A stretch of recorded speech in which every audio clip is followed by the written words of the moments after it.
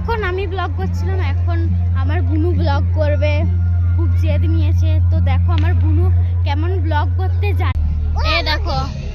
এই দেখো আমার বুনু।